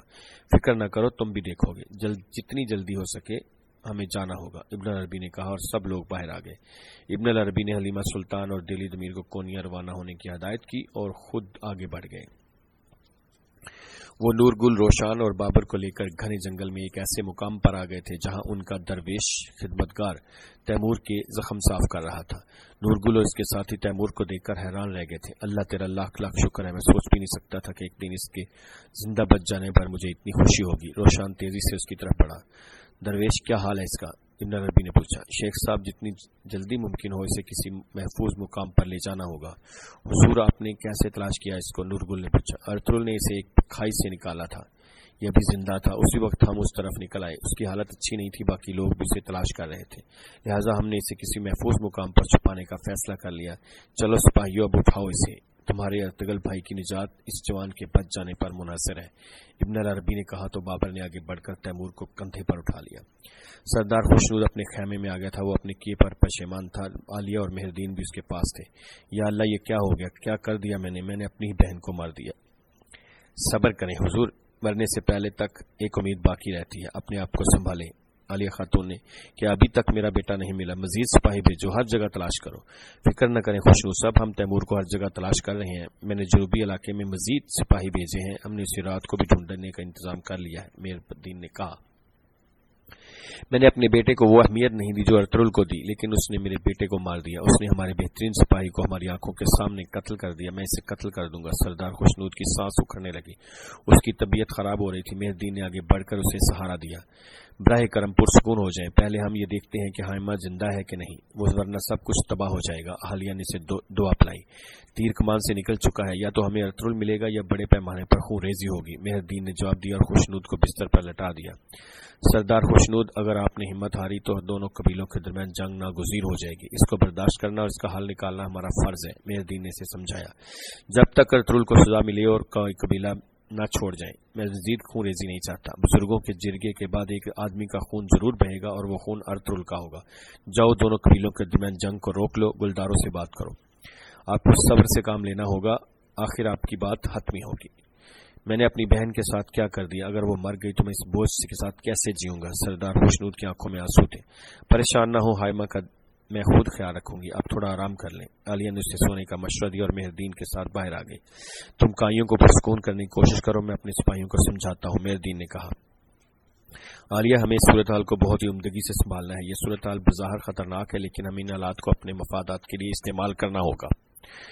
انشاءاللہ بہت جلد قبیلوں کا مشترکہ سردار میں ہوں گا۔ مہردین پرعزم تھا، پھر وہ خیمے سے باہر آ گیا جہاں مشتعل سپاہی ابھی تک ارطغرل کی گرفتاری کا مطالبہ کر رہے تھے۔ نویان اپنے پڑاؤ میں تھا کہ کرابک اس سے ملنے آ گیا۔ کرابک ان لوگوں میں سے تھا جن کا نویان کو ہمیشہ انتظار رہتا تھا۔ کیا تم تیمور کی موت کا سن کر آئے ہو؟ میں تمہارے پاس سعد الدین کوپیک کا سلام لے کر حاضر ہوا ہوں، کیا اسے دوبارہ سونا چاہیے؟ اس کا ہر سلام مجھے 10,000 سونے کے سکوں میں پڑ رہا ہے، اس کی لالچ بڑھتی جا رہی ہے۔ نویان کے لہجے میں بیزاری تھی۔ نویان یہ مت بھولو کہ ہماری مدد کے بغیر تم سلطنت کو ختم نہیں کر سکتے۔ جیسے ہی نویان نے یہ طنزیہ جملہ سنا، اس نے خنجر نکال کر کرابک کی گردن پر رکھ دیا۔ وہ اور کیا چاہتا ہے؟ کچھ نہیں۔ ارطغرل واپس قبیلے چلا گیا ہے، اس نے کوچہ بچ کا سر قلم کر دیا، ہم اسے اس کے جرم کی سزا دینا چاہ رہے ہیں۔ کرابک نے گھبرا کر سب کچھ بتا دیا۔ شاباش، نویان نے اس کا گریبان چھوڑ دیا۔ ہم نے تمہیں پنجرے میں بند بھیڑیے کے بچے کے طور پر پیش کیا، اگر تم نے اس بار اپنا کام پورا نہ کیا تو میں تم سے اور تمہارے استاد سعد الدین کوپیک سے اس کی قیمت وصول کروں گا۔ کوپیک اپنے ساتھ ہونے والی اچھی اور بری دونوں باتوں کو نہیں بولتا۔ دیکھ لیں گے۔ نویان نے اسے جانے کا اشارہ کر دیا۔ آہ کوچہ بچ، آہ میرا وفادار مخبر، تو ارطغرل نے تمہارا سر کاٹ دیا۔ اس کے جاتے ہی تنگوت واپس آ گیا اور نویان کو اطلاع دی۔ حلیمہ سلطان اور ارطغرل کا ساتھی دہلی دمیر کونیا روانہ ہو رہے ہیں۔ تمہیں یہ کیسے معلوم ہوا تنگوت؟ تم مجھ سے کچھ چھپا رہے ہو؟ ہمارے سپاہیوں میں سے ایک قبیلے میں موجود ہے، اس نے دونوں کو جاتے ہوئے دیکھا ہے۔ تنگوت اسے کسی صورتگار کے بارے میں نہیں بتانا چاہتا تھا۔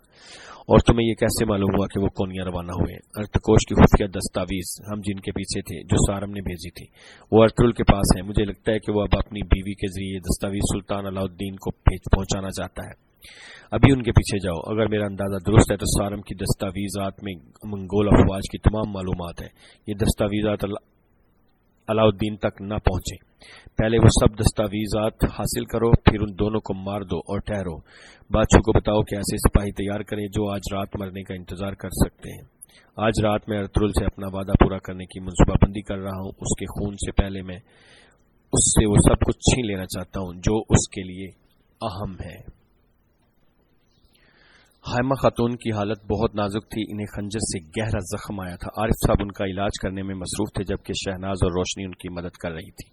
خیمے کے دوسرے حصے میں گلدارو مسلسل ارطغرل کو کوس رہا تھا کہ اس نے پہلے تیمور اور پھر سب کے سامنے کوچابش کو کبھی قتل کر دیا.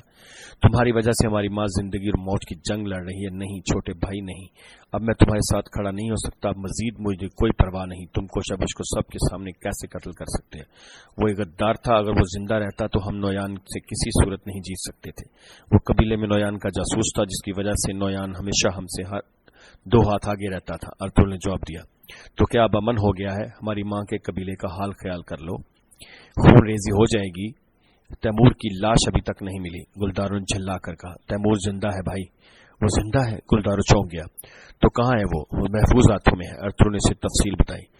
پھر جتنا جلدی ممکن ہو سکے تیمور کو شفا یاب ہو کر قبیلے میں واپس آنا ہوگا. گلدارو نے کہا. انشاءاللہ وہ جلد ٹھیک ہو جائے گا. اگر وہ صحت یاب نہ ہوا تو ہم کیا کریں گے؟ گلدارو نے خدشہ ظاہر کیا. کچھ نہیں, ہم اس کے ٹھیک ہونے کا انتظار کرتے ہیں. ماموں اب دونوں قبیلوں کو مزید اکٹھا نہیں رکھنا چاہتے. اب تمہیں محتاط رہنا ہوگا. گلدارو نے ارطغرل کو خبردار کر دیا. ایک بار پھر مشتعل سپاہیوں کے نعرے سنائی دینے لگے تو شہناز خاتون اور روشنی پریشان ہو کر وہاں آ گئیں. لوگ خون دیکھنا چاہتے ہیں. وہ تیمور کے ساتھ ساتھ اب کوچابش کا انتقام بھی لینا چاہتے ہیں. شہناز خاتون نے کہا. اس سب میں نہ عالیہ خاتون, نہ خوشنود ماموں اور نہ ہی تیمور صاحب کا کوئی عمل دخل ہے. یہ ایک حادثہ تھا. اگر ہم خود ہی اس پر راضی نہیں تو ہم دونوں قبیلوں کو یہ بات کیسے سمجھائیں گے؟ کیا تم دونوں قبیلوں کے دونوں درمیان خون ریزی چاہتی ہو؟ صورتحال کو مزید مت بگاڑو. روشنی نے نفرت سے کہا تو قریب کھڑے گلدارو نے سخت لہجے میں سے ٹونکا. روشنی, اگر تم تیمور کو ارطغرل کے بارے میں نہ بتاتی تو کچھ بھی نہ ہوتا. اب خاموش ہو جاؤ. یہ سن کر روشنی کا چہرہ زرد پڑ گیا. روشنی, تم نے ہماری جاسوسی کی اور اس آدمی کو سب کچھ بتا دیا. شہناز نے روشنی کو کندھے سے پکڑ کر جھنجھوڑا تو وہ چھٹکے سے پیچھے ہٹ گئی. میں انصاف چاہتی تھی. میں چاہتی تھی کہ ارطغرل بڑوں کے جرگے میں اپنے اوپر لگائے گئے الزامات کا جواب دیں اور اپنی بے گناہی ثابت کریں. میں دونوں قبیلوں کے درمیان مزید جنگ نہیں چاہتی تھی. روشنی, اب وہ ایک دوسرے سے لڑیں گے. تم نے یہ سب کچھ برباد کر دیا. ارطغرل نے سختی سے کہا. ارطغرل صاحب, آپ کی بیوی یہاں بہت سے مسائل لے کر آئی ہے. بہت سے سپاہیوں کی جانیں گئی. آپ کی بیوی کے آنے سے پہلے ہم امن سے تھے. روشنی تیز لہجے میں بولی. تیمور کی طرح تم بھی بے وقوف ہو. دونوں بے وقوف ایک دوسرے کو مل گئے. اس گند کے ڈھیر میں کیا کوئی انصاف باقی رہ گیا ہے؟ شہناز خاتون نے روشنی کے منہ پر تھپڑ دے مارا. عارف صاحب باہر آ گئے تو سب اس کی طرف متوجہ ہو گئے. وہ کسی اچھی خبر کے منتظر تھے. دعا کریں اللہ انہیں شفا دے, لیکن ہمیں ہر چیز کے لیے تیار رہنا ہے. عارف صاحب نے بتایا تو سب اما حائمہ کے پاس چلے گئے. ارطغرل نے عارف صاحب سے درخواست کی تھی کہ وہ تیمور کے علاج کے لیے غنی کے غار میں ضرور جائیں جہاں ابن العربی اس کا علاج کر رہے تھے. اگلی صبح حائمہ خاتون کو ہوش آ گیا. جب انہوں نے آنکھ کھولی تو ان کے دونوں بیٹے آنکھوں کے سامنے تھے. وہ اپنے بچوں کو پاس دیکھ کر پرسکون تھی. میرے بچوں, میرے شہزادوں, ہمیشہ متحد رہنا. انہوں نے ارطغرل کا ہاتھ گلدارو کے ہاتھ میں دے دیا. میں قبیلہ اور ارطغرل تمہیں سونپتی ہوں. تم سردار کے بیٹے ہو. یہ کہہ کر انہوں نے نقاہت کے باعث پھر آنکھیں بند کر لیں. وہ چاقو ان کی بجائے میرے جسم کو چیر دیتا. میرے جسم میں پیوست ہو جاتا. ارطغرل کے لہجے میں کرب تھا. فکر نہ کرو ارطغرل, ہم اس بھنور سے نکل آئیں گے. گلدارو نے اسے تسلی دی. بھائی, جیسا کہ امی نے کہا, آپ نے سردار بننا ہے. ہمیں ہمارے پاس ضائع کرنے کے لیے وقت نہیں. بڑوں کا جرگہ بلائیں اور سرداروں کا عہدہ سنبھالیں. میں اپنی موت تک آپ کے ساتھ کھڑا رہوں گا. ارطغرل نے کہا. مجھے پتا ہے تم کھڑے ہوگے. تم ٹھیک کہہ رہے ہو. امی جان بھی ٹھیک کہتی ہیں. وقت آ گیا ہے کہ میں سرداری کا دعویٰ کروں, لیکن میں تمہارے لیے پیچھے ہٹ رہا ہوں. گلدارو نے انکار کر دیا. بھائی, میں اپنے مرتے دم تک آپ کے ساتھ کھڑا رہوں گا. آپ میرے لیے کیوں پیچھے ہٹتے ہیں؟ ارطغرل نے حیرت سے کہا. مجھے پتا ہے تمہارا سردار بننے کا کوئی ارادہ نہیں ہے, لیکن اگر میں نے کچھ ایسا کیا جس سے تم متفق نہ ہوئے تو پھر کیا کرو گے؟ گلدارو کے سوال پر ارطغرل خاموش ہو گیا تھا. کیسے تم حلیمہ سلطان کو اس کے بابا کے ساتھ ہمارے قبیلے میں لائے؟ مجھے یہ کل کی بات لگتی ہے. اور ان کو کراتو ایگر کے حوالے نہ کرنا. اور تم نے کیسے بابا کو راضی کیا؟ اسی طرح کلیساؤں کے ساتھ جنگ کے لیے صرف میرے بابا نہیں بلکہ امی جان, مجھے, جرگے کو, تمام کو, پورے قبیلے کو قائل کر لیا. جب تمہارے دماغ میں کچھ آتا ہے تو تم اس کو پورا کرنے کے لیے جنون کا مظاہرہ کرتے ہو, مگر تم نے زیادہ تر اس کو ٹھیک ثابت کیا. اللہ گواہ ہے کہ تم ہمیں پاتال کی چوکھٹ تک لے گئے, مگر اس سے آگے تم نے معاملات کو اپنے ہاتھ میں لے لیا اور ہمیں بچا لیا. اور اب دوبارہ یہی ہوا. خدا نہ کرے کبھی ہم ایک دوسرے کے سامنے کھڑے ہوں. میں مرحوم سلیمان شاہ کی طرح نہیں ہو سکتا کہ تمہیں سبق پڑھاؤں. میں تمہاری پٹائی نہیں کر سکتا. یہ بتاؤ, سردار بننے کے بعد اگر کسی دن میں نے کوئی ایسا حکم دیا جو تمہارے مزاج کے خلاف ہوا تو کیا تم میرا حکم مانو گے؟ गुलदारों ने सवालिया नजरों से अर्तुगरुल की तरफ देखा तो उसने कोई जवाब देने की बजाय उसकी दस्तबोसी कर ली। आपकी सरदारी कामयाब हो भाई, मैं आपके लिए सब कुछ करूंगा। यह सुनकर गुलदारों एक कदम आगे बढ़ा और अर्तुगरुल को गले से लगा लिया। फिर दोनों मां के सराहने जा बैठे। आरिफ साहब तैमूर के इलाज के लिए पहुंच गए थे। इब्न अरबी उनकी मदद कर रहे थे। तैमूर को बचाना बहुत जरूरी था। आरिफ साहब ने उन्हें कबीले के हालात से भी आगाह कर दिया था। सब इस सूरत हाल से परेशान थे और तैमूर की जिंदगी के लिए दुआएं मांग रहे थे। ज्यादा वक्त नहीं गुजरा था कि मेहरदीन ने गुलदारों को मुलाकात के लिए बुला लिया। गुलदारों बाहर आया तो वो खेमे के पास अपने सिपाहियों के साथ खड़ा था। गुलदारों साहब, मैं जानता हूं आप कैसे बहादुर जवान हैं, इसके अलावा आप एक मोहतात और दूरंदेश इंसान हैं। अक्लमंद बने, दानाई का मुजाहरा करें ताकि दो भाई कबीलों को चला सकें। अब जिरगे के लिए अर्तुगरुल को मेरे हवाले कर दें। जब तक अर्तुगरुल साहब अपनी वालदा के खेमे में होंगे, ना ही मेरे सिपाही और ना लोगों को यकीन होगा कि इंसाफ होगा। गुलदारों साहब, आपको मेरी बात समझनी चाहिए। आपकी तरह मैं भी इस मसले को खामोशी से हल करना चाहता हूं, लेकिन जब तक अर्तुगरुल हमारे हवाले नहीं होगा, मैं अपने सिपाहियों को पुरसुकून नहीं रख सकता। मजीद मसले पैदा न होने दें। मेरा भाई अर्तुगरुल कबीले में वापस आ चुका है, उसे उसकी मां के पास खेमे में रहने दें। जिस आदमी ने भागना हो वो वापस नहीं आता। जब तक अर्तुगरुल यहाँ रहेगा, मैं अपने सिपाहियों को संभाल नहीं सकता। वो गुस्से में है। अर्तुगरुल अपनी मां के खेमे में है और आप इन सिपाहियों को रोक नहीं सकते। तो अगर मैं इसे आपके हवाले कर दूं तो फिर आप इन्हें कैसे संभालेंगे? नहीं जनाब, नहीं, मुझे ऐसी तवक्को न रखें। क्या आप देखते नहीं कि सब पर खून का सवार है? गुलदारों ने साफ इनकार कर दिया। मैं इस पर अपने सरदारों से तबादला ख्याल करूंगा। आप जानते हैं कि यह सिर्फ दो कबीलों का नहीं बल्कि सल्जूक हुकूमत का मसला है। मेहरदीन ने, अगर सुल्तान अलाउद्दीन को यह सब पता चल गया तो वो फौरन अपना घोड़ा लेंगे और अर्तुगरुल के लिए आ जाएंगे। हर कोई जानता है वो उसकी बहुत कदर करते हैं। जब तक जिरगा मेरे भाई की किस्मत का फैसला नहीं करता, हमारे खेमे से सुलेमान शाह की इमानत की कोई नहीं छीन सकता। मजीद मुझे इसके अलावा कुछ नहीं कहना। उसने अपना फैसला सुना दिया। तो दुर्गा के बहादुर सिपाहियों, अपने सरदार खुशनूद के लिए मजीद मुश्किलात मत पैदा करो। हर किसी को इंसाफ पर यकीन रखना होगा और अपनी रवायात की अतात करनी होगी। चाहे जो भी हो जाए, खून नहीं बहना चाहिए। अपनी तलवारें म्यान में रखो और नफरत अपने पास। अगर किसी ने कोई गलत कदम उठाया तो मैं उसका सर कई खेमे के बाहर लटका दूंगा और बाकी धड़ सरदार खुशनूद के खेमे के बाहर। मेहरदीन ने सिपाहियों को इंतबाह की तो सब हैरत से उसकी तरफ देखने लगे। गुलदारों ने भी अपने सिपाहियों को तलवारें म्यान में रखने का कह दिया और वापस चला गया। खेमे में जाकर उसने अर्तुगरुल को सारी सूरत हाल से आगाह कर दिया। मैं कहना चाहता हूं कि आप मुझे उनके हवाले कर दें। इस तरह दुर्गा वाले पीछे हट जाएंगे। तुम ठीक कह रहे हो, हमें इकदामात करने होंगे। हमारे ज्यादातर सिपाही शहीद हो गए हैं या हमें धोखा दे गए हैं। सिर्फ मुट्ठी भर सिपाही बचे हैं, हमें उन्हें चौकन्ना रखना होगा। गुलदारों ने इससे इत्तेफाक किया और जरूरी इकदामात करने लगा। उस रोज कराबिक दुर्गा कबीले पहुंच गया। मेहरदीन उसे अचानक वहां देखकर ठटक गया था। खुश आमदीद कराबिक, कैसे आना हुआ? यकीनन कोई मसला नहीं होगा इंशाअल्लाह। मेहरदीन ने बेदिली से उसका इस्तकबाल किया। अमीर सादुद्दीन कोपेक इस बात की तस्दीक करना चाहते हैं कि तुमने अर्तुगरुल का सर उड़ा दिया है, इसी वजह से उन्होंने मुझे भोज भेजा है। जल्दी किस बात की है? हम सब चाहते हैं कि अर्तुगरुल जल्द मर जाए। अमीर सादुद्दीन इंतजार नहीं करना चाहते, कराबिक ने कहा। मुझे वो बताओ जो मैं नहीं जानता। तुम्हें नजर नहीं आता सिपाही उसके कितने वफादार हैं? वो इतना ताकतवर है कि उसके एक इशारे पर कई सिपाही दो दुर्गा सिपाहियों पर चढ़ दौड़ेंगे, हत्ता कि कौनिया पर भी। मेहरदीन ने सख्त लहजे में कहा। बिल्कुल यही वजह है, जिसका भी असर रसूख अमीर सादुद्दीन कोपेक से ज्यादा होगा उसकी जुबान काट दी जाएगी। ये सब के लिए है, हत्ता कि तुम्हारे लिए भी, कराबिक ने कहा। उसी वक्त गुलदारों भी मेहरदीन से मुलाकात के लिए आ गया। लगता है मेरा यहाँ आना मुफीद साबित हुआ है, कराबिक मुस्कुरा दिया। उन्हें अंदर भेज दो। मेहरदीन ने सिपाही को इशारा कर दिया। गुलदारों ने अंदर आकर सलाम किया और मेहरदीन से बोला, अर्तुगरुल को जेल में डाला जाएगा। मेहरदीन साहब, आप दो दुर्गा सिपाहियों को नीचे वादी में लेकर जाएंगे और मैं कई सिपाहियों को नदी पर ले जाऊंगा। सिर्फ मुहाफिज यहाँ रहेंगे जो मरकजी खेमों और कैदी के खेमे की हिफाजत करेंगे। गुलदारों में समझता था तुम अपने भाई से ज्यादा अक्लमंद हो। तुम्हारी हिम्मत कैसे हुई यहाँ आकर हमें बताने की हमें क्या करना है? कराबिक उसकी बात सुनकर हत्थे से उखड़ गया।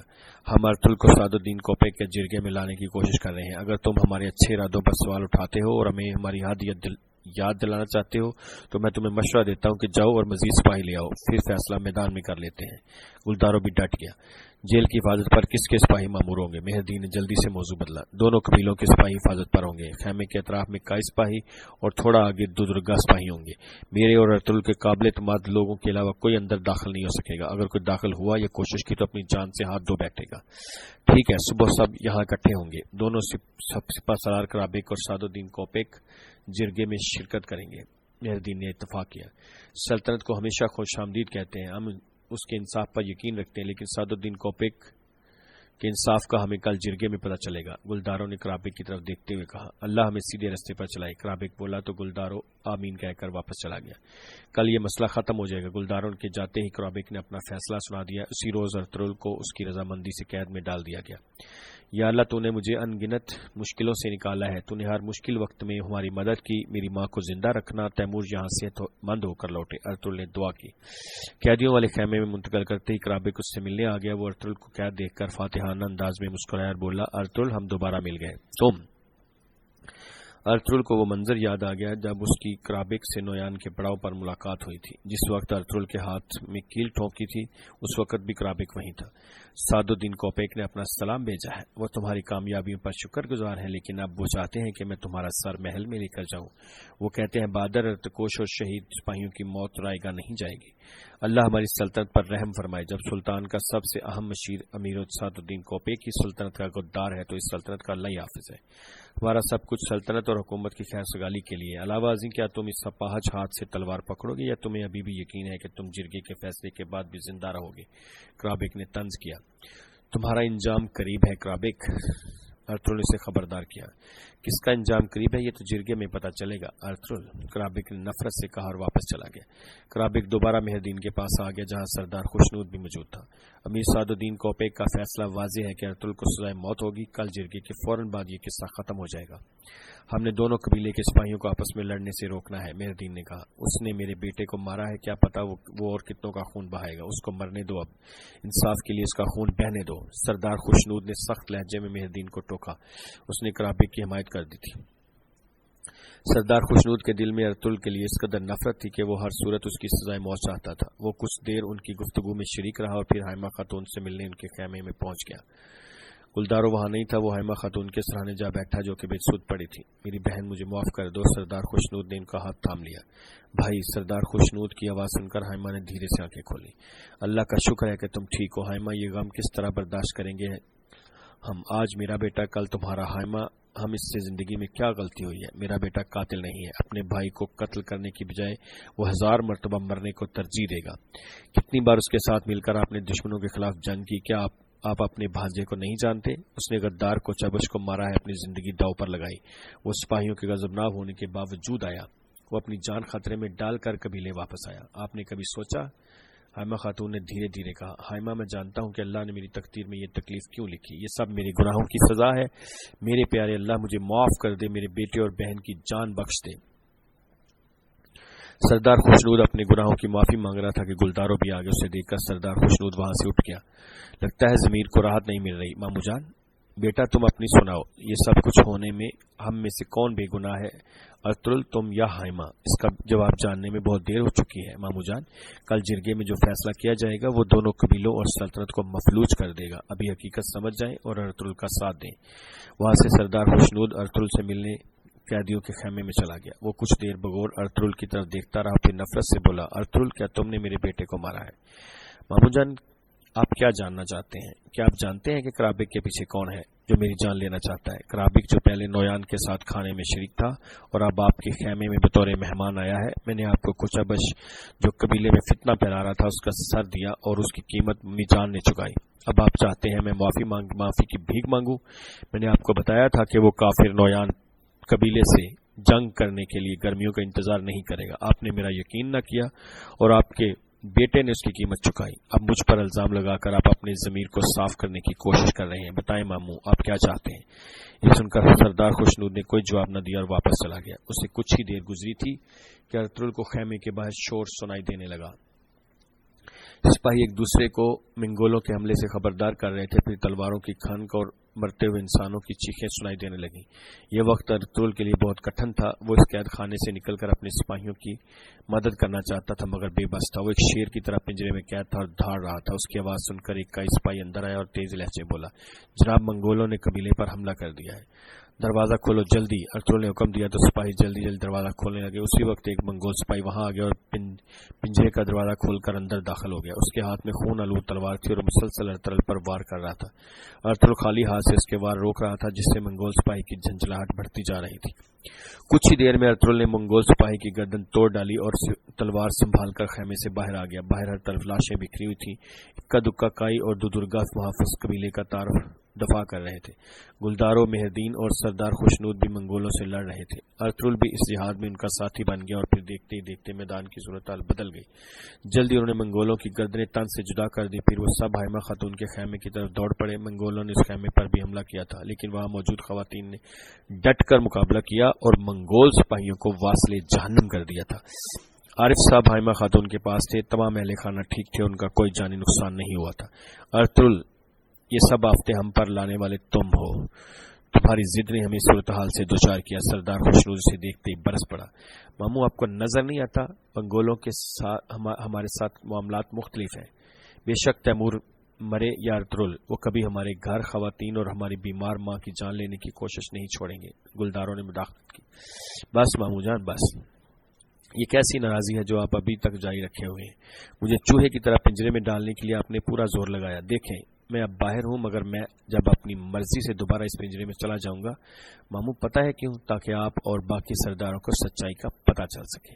हम कल जिरगे में हिसाब देंगे। अर्तुगरुल ने कहा, कल के जिरगे के बाद मैं तुम्हारे सर को जमीन पर गिरा हुआ देखूंगा, कातिल। सरदार खुशनूद गुस्से से बोला और बुड़बड़ाता हुआ बाहर निकल गया। उसके बाद अर्तुगरुल वापस कैदियों के खेमे में आ गया। गुलदारो उसे छोड़ने आया था। हमें जल्द से जल्द तैमूर को कबीले में लाना होगा, गुलदारों ने कहा। भाई, अगर रास्ते में या कबीले में भी उसको कुछ हो गया तो सब कुछ खत्म हो जाएगा, अर्तुगरुल ने जवाब दिया। मैं आरिफ साहब के साथ उसे देखने जाऊंगा, गुलदारों ने ख्वाहिश जाहिर की। अल्लाह आपकी मदद करे, अर्तुगरुल ने मुख्तसिर कहा और गुलदारों को रुखसत कर दिया। उसका हाइमा खातून के पास होना बहुत जरूरी था। हलीमा सुल्तान और दिली दमीर का सफर जारी था और वो कुछ देर सस्ताने के लिए एक जगह रुके हुए थे। उनके सामने खाना मौजूद था, लेकिन किसी को भूख नहीं थी।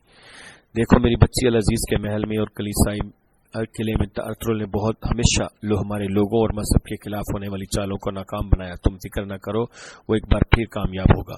चाचा दिली दमीर, अर्तुगरुल साहब ने हमेशा मुझे ये सबक दिया कि दुश्मन से मत डरो। जो खाना हम खाते हैं, जो पानी हम पीते हैं और रहने के लिए इस कबीले में हमें जो जगह मिली है, मुझे जहरीली हवा की तरह लगता है। हलीमा सुल्तान ने जवाब दिया, या अल्लाह हमें शैतान और इंसान के शर से बचा जो बुराई को फैलाते हैं। दिली दमीर ने दुआ की। चले, हमारा फर्ज हमारा इंतजार में है, हलीमा ने कहा और फिर दस्तरखान समेट कर आगे बढ़ गए। शाम ढलने तक वो कारवां सराय गए। उस वक्त वो खाना खा रहे थे कि तिनगोत भी अपनी सिपाहियों के साथ वहां आ गया। वो और उसके सिपाही तुर्कों के भेस में थे। किसी के वहमो गुमान में भी न था कि चरवाहों के भेस में ये मंगोल शैतान है। हलीमा सुल्तान दिली दमीर से कह रही थी, सारम ने ये सब कुछ मंगोलों से इकट्ठा किया और अब ये हमारे पास है। चचा दिली दमीर, इसकी वजह से सुल्तान अलाउद्दीन को दुश्मनों के मंसूबों का खात्मा पता चलेगा।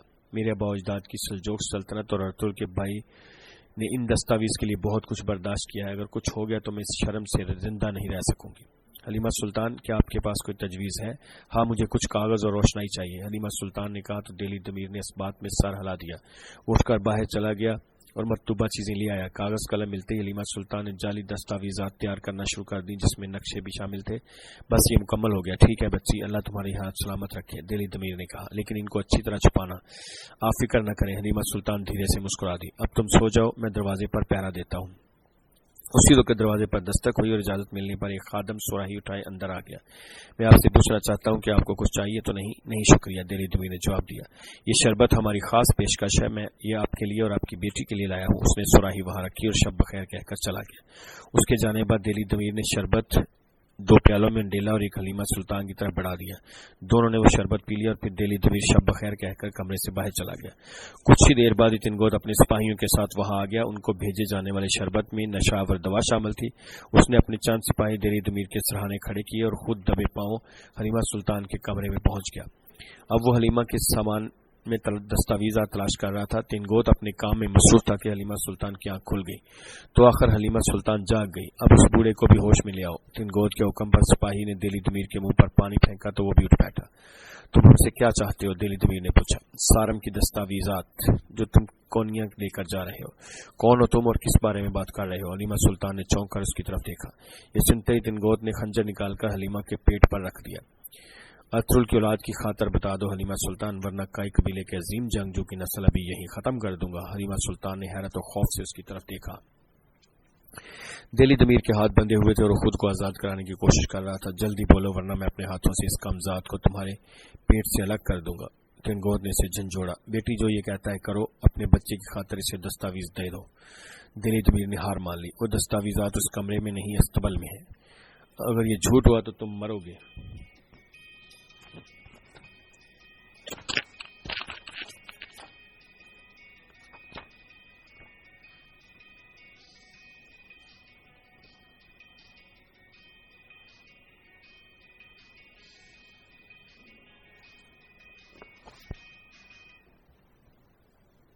السلام علیکم۔ ساجد لڑکا تو آج آیا نہیں ہے، میں صبح سے فون کر رہا، میں خود ہی آ جاتا ہوں۔